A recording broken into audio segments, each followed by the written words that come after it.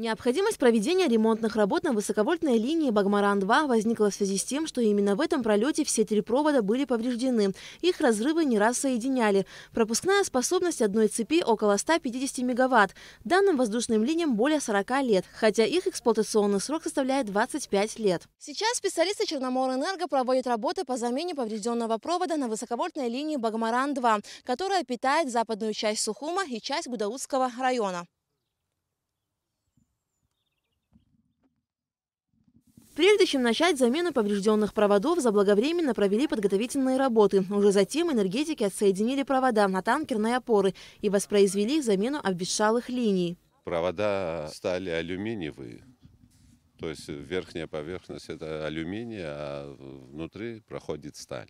И чтобы этот провод соединить, специальные трубки, ремонтные называются. Вначале прессуется сталь, и сверху одевается трубка алюминиевая и прессуется алюминиевая трубка.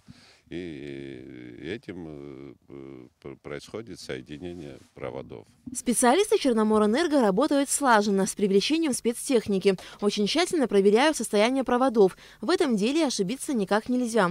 Замена старых воздушных линий на новые заняла порядка 5 часов.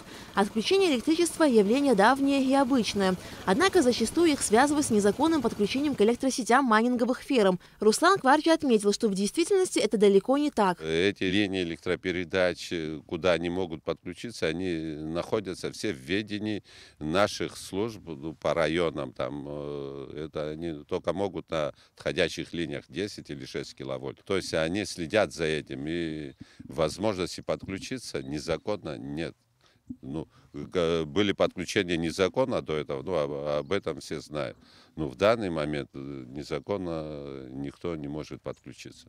С наступлением холодов нагрузки на линии электропередачи сильно возросли. В особенности это заметно на магистральных линиях. И, как отмечают специалисты, чтобы разгрузить их, возможно, будут введены ограничительные меры. Линия 202 Чегвара, Шишилет-1, 110 километров уже возросли, уже сверхнорматива. То есть сейчас мы будем вынуждены уже вводить ограничения.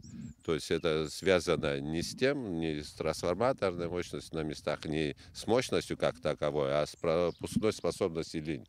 Чтобы эти провода не сгорели, не упали, ничего, мы, возможно, сейчас будем разрабатывать график и будем вводить ограничения. Работы по замене старых проводов на высоковольтных линиях Черноморэнерго проводит и в Гагарском районе. Алика Трапш, Степан Мартиросян, Абхазское телевидение.